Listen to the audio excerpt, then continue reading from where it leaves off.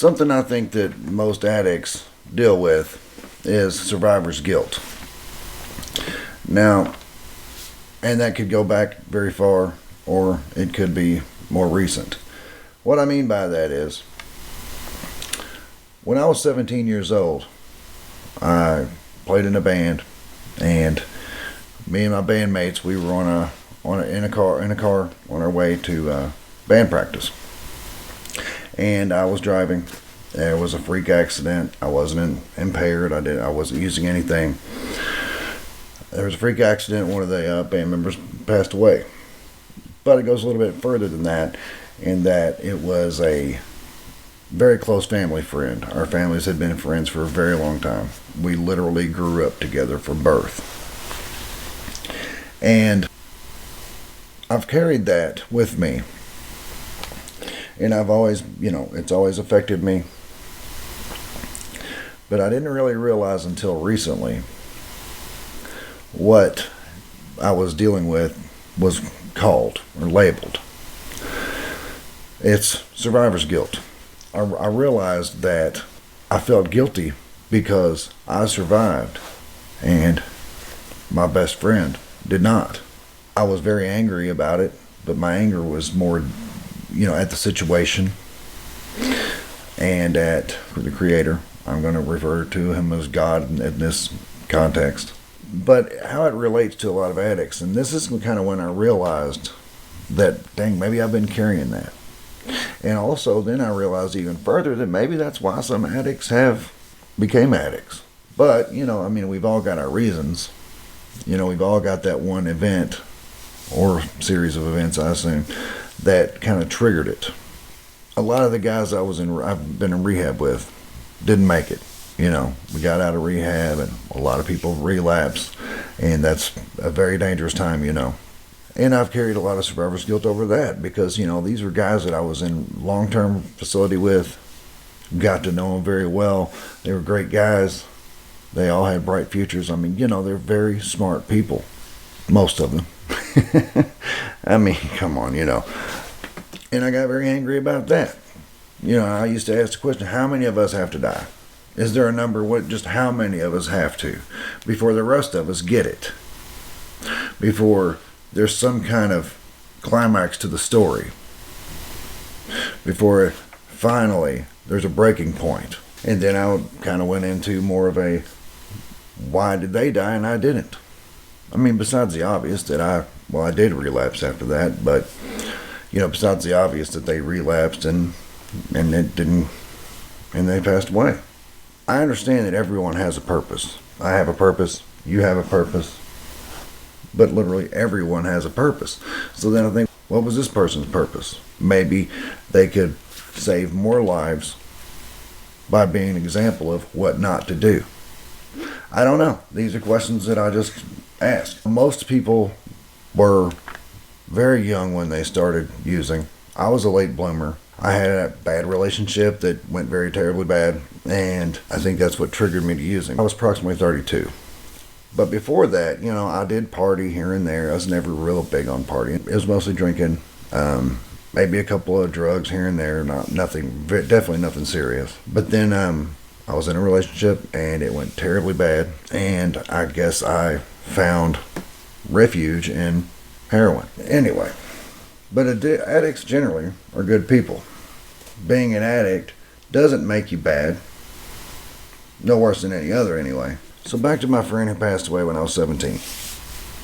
Okay, several years after that, I met up with a friend who was also friends with him. And we went to Denny's and we were eating.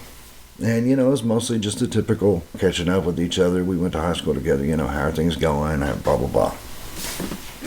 And then she just threw a hand grenade at me. She said, "So, are you still mad at God?" And I literally just went from light conversation with an old friend to a crying, sobbing mess right there in the booth at a Denny's in less than a second. That question just hit me so hard. And I answered the question, I don't know, because I didn't know. I hadn't thought about it. It's something that I'd kind of buried, kind of suppressed. So the question that I would have for you is, are you mad at the Creator or God? Were you with someone when they overdosed or right before? Should you have stayed with them? Are those questions that just kind of burn into your soul whenever you realize, dang, I was just with that guy an hour before. I really wish I'd stayed. Or even worse, whenever we say, I knew something was off. I knew something wasn't right. I really wish I had stayed. But we can't really look at things that way, can we? Hindsight's 20/20. We can't condemn ourselves for what we should have done. We always know what we should have done after the fact. That's easy. So, I tend to think that survivor's guilt is a huge issue for addicts, especially whenever they get sober. Because they've got a lot of friends, a lot of people that they knew, that maybe they were in rehab with, or maybe just people that they were friends with and used drugs with. You got to cut those ties and you got to move on. You've got to guard your sobriety. So you move on. And then later you find out so-and-so passed away. So-and-so passed away. I'm 48 years old right now.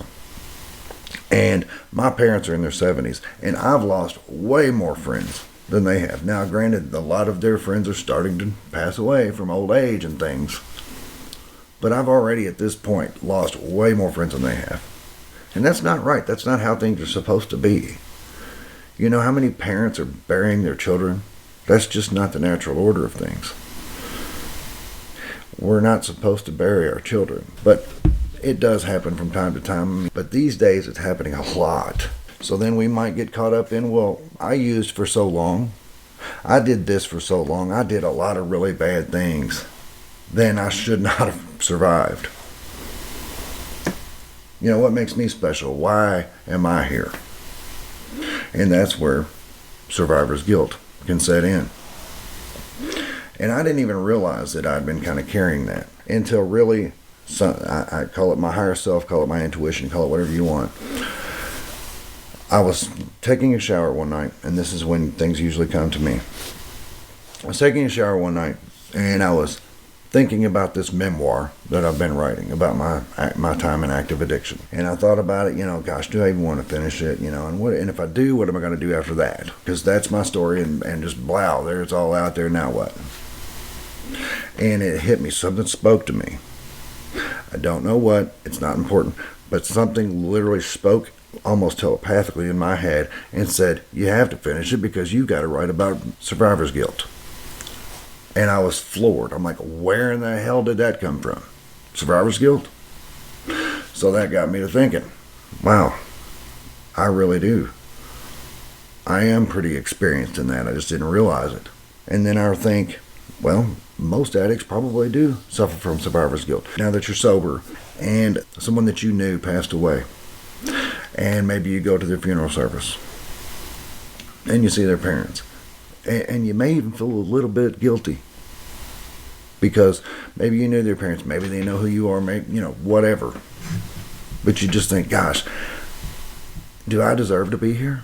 Do I deserve to be on this end of it? Because it very easily could have been me, but it wasn't. And that's where we need to find our purpose. That's when we need to realize I am here for a reason. And I can honor this person's memory. I can honor this person's life. By doing what? Well, by living an awesome life. Go out here and be a poster child for sobriety. Be a poster child for everything, all the bad things that you did to now. And doing all these great things. We can also maybe save more than we lose. You can honor the people who didn't make it by saving some who are still here. In 2021, 70,000 people, I think that was the number, 70,000 people passed away from overdose. That's a lot. That's an insane amount of people. And most of them were young people. So we can save more than we lose. We can honor those that didn't make it by showing how good it can be. We can inspire people who are still in active addiction inspire them to get sober and to realize this isn't what life's about. I can go and have a fantastic life. I've got purpose, and now I have a story, and now I have experience. So now I can get sober and go help other people who need this message that I just got. So anyway, moving on. One way I remind myself why I love being sober is to remember how bad it was in active addiction. It's kind of like when you were in a relationship that went really well for a time, but then went bad and a breakup happened. And then later on, the fond memories come back or whatever. You may remember the good times and maybe even possibly start to miss that person. You maybe even think about getting back together. And I learned a long time ago to always remember why you broke up. Same thing goes for your drug of choice. It's easy to say, yeah, getting high would be great. But stop. Remember why you quit and got sober in the first place. Remember how it ended. It didn't end well, did it? Always go back to the how, why, when, and where. Because if you've never had to detox in jail, you don't want to go there. So sometimes it's good to look back and remember exactly why or how things were right there at the end. You probably looked like hell. You were probably, I don't know. Doesn't matter. Everybody's story is different. Everybody's story is very unique. But anyway, when you think about those things, it doesn't sound so good anymore, huh? Those feelings of dread and foreboding, those really got me. That dreadful feeling, it was just, ugh. And with that, kind of segueing here, I'd mentioned that I had been writing a memoir. I haven't really been doing a whole lot with it lately, but I've got a little excerpt, I guess, that I want to read. My dealer lived about an hour away, and he was out of town until the next morning. And while I could have possibly found something else, I had just enough cash to get a room at an extended stay for a night and re-up with my dude. The only real choice was to ride it out the rest of the day and night, and then get good with him the next day. My last dose at that point was sometime the night before, so by the time I'd have some dope, it would be around 36 hours, which is about 3 times longer than you ever want to go. So that night I was very nauseous, and once you start throwing up, it's very hard to stop. I don't only mean from being sick to your stomach, that's a given, but also from that thick snotty feeling in the back of your throat that gags you. Also, it is a very delicate balance to keep the sneezing fits at bay. I managed to get somewhat comfortable in the bed, except for the occasional dry heaving over the side onto the floor, that little 1 to 2 foot gap between the bed and the wall in a hotel. And I decided to watch a movie. The movie that was on was Melancholia. It is a very dark and unsettling movie.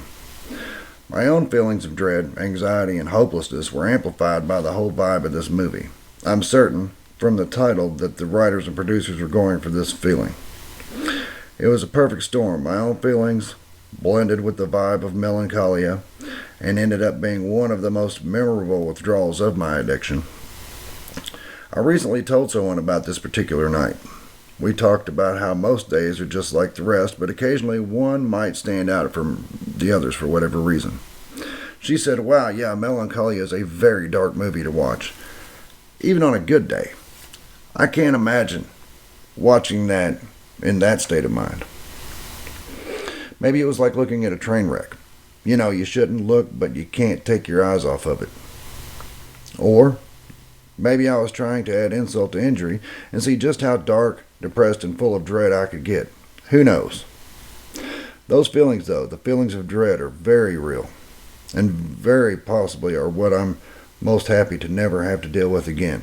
Dread is the exact polar opposite of the best feelings you've ever had.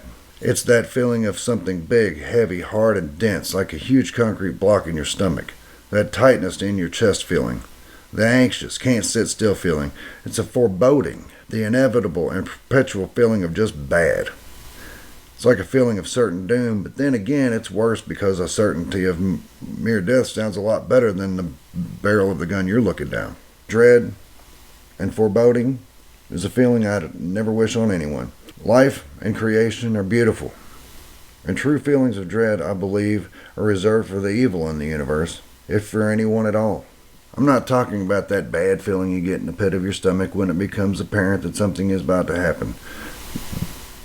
That is your instinct. That can be a good thing. So, story goes on. In the morning we got up and was completely dope sick and had to drive that hour and 15, 20 minutes or whatever it is, grocery shopping bags in the car to throw up in. Things like that sometimes remind you don't want to go back to that. But I can also say that, at this point in my life and my sobriety, I've got so many good things going for me. I've got an amazing girlfriend. I have an amazing relationship with my family. Work is work. I have this podcast. Things are just going very well. And I would not do anything to mess this up.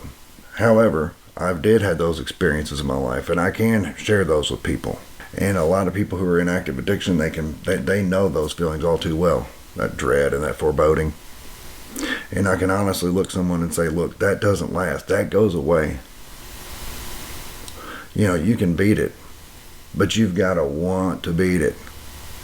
Because, like I've said before, you've got to want sobriety more than addiction wants you. And that is a lot.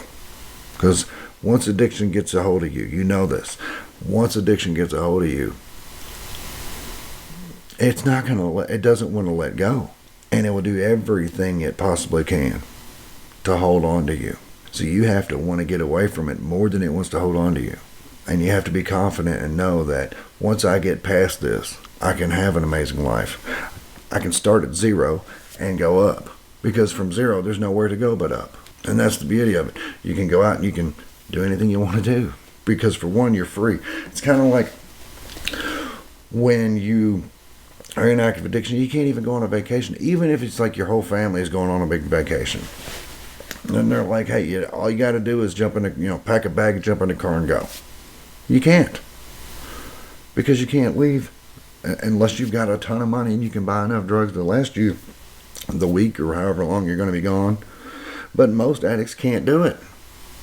They can't because they've got to stay close by. They've got to stay on their hustle. They've got to stay close to the dope man. So they can't go 500 miles away to the beach or whatever and enjoy a family vacation. But once you get free, you absolutely can. You can, and there's no reservations. You just do it because you're free. And it's an amazing feeling, isn't it? To know I can do anything I want. I'm free. Screw drugs. I don't need you. And like I've said many times, when you're starting at zero and you've got nowhere to go but up, what's the old saying?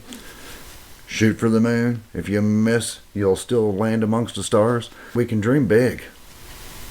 Because even if you dream big and you get halfway there, that's still pretty good, isn't it? Suspend judgment. Suspend disbelief for 10 minutes. Get out a notebook and just start writing your wildest imagination. I said this in the last episode about the firefighting astronaut mermaids. That was being funny. But I just meant, let your 10-year-old self just go nuts and write it all down. Don't criticize yourself. Don't sit there and say, yeah, you can't do that. Yeah, that's probably not going to happen. That's not what's important. What's important is that you're figuring out what really floats your boat. My counselor mentioned podcasting to me. I've been writing a lot, and he told me, you really should look into podcasting. And I mean, I've always listened to podcasts, but to be a podcaster, I never really thought about it. It's not something I was opposed to. I just never really thought about it. I was writing. So I did look into it, and I fell in love with the idea immediately. I thought, wow, that's what I've been looking for. That's the outlet that I've been looking for. So I fell in love with it, and I'm taking off with it. You may want to be an artist. I don't know what you want to do. It doesn't matter. Get your journal out. Go nuts for 10 minutes. I don't care what it is. Just write it down. Do it every single day, 10 minutes. Like I said before, you sat in a freaking parking lot for hours waiting for your dope man to show up. Hours. I think you can give yourself 10 minutes to do this. And then maybe another 10 or 15 minutes for meditation. Just focus on your breathing. That's all. The rest will come. The rest will come. If you just get started, you're going to have a great life. Everybody's going to have a great life. Mine keeps getting better and better. And I can tell you, I don't know how. All I know is that I'm focusing on the end. I'm focusing on how I want things to look in the end. And it's coming together. And I really couldn't tell you exactly how. And that's not what's important. What's important is that I'm getting there. One other thing that I'm kind of in favor of, as far as like the whole journaling bit goes, is write your story. Write your future self story. I'm clean and sober. I live in this place. I have an amazing life. This is what I do for work. This is what I do. These are the things I do for recreation. I love life. And this is why I love life, because this and this and this is going on. And use it in present tense. The things that I've done just in the past few months, it's kind of blowing my mind, because it's things that I wouldn't have done. I just wouldn't have if I didn't just surrender it and just say, okay, here's how I want things to look, and there it is. So, and then just, obviously you can't just do nothing, but, make the steps when you get those urges to do something, such as buying lawn care equipment, if that's what you want to do, or painting equipment, if you would rather paint houses, or enroll in school. You might think, oh, I'd really like to have my nursing degree. Well, you're not going to get it if you don't sign up for school. Yeah, well, I don't know how that's going to work out. Don't worry about that part. Enroll in school. Start going to classes. Just watch things fall in line. It's going to be great. So anyway, that's what I got. Survivor's guilt is very real. It's something I think we all have to deal with, because we've known so many people who have passed on, and sometimes we might think, gosh, why did I deserve to be here? I don't know. It doesn't matter. What does matter is you are here, and you do have a purpose, and you do have a voice, and you do have a way to make things better, not only for yourself, but for your family and everybody around you. So this is Matt Stevens. This is My Sober Addiction. Thank you for listening, and I love you all.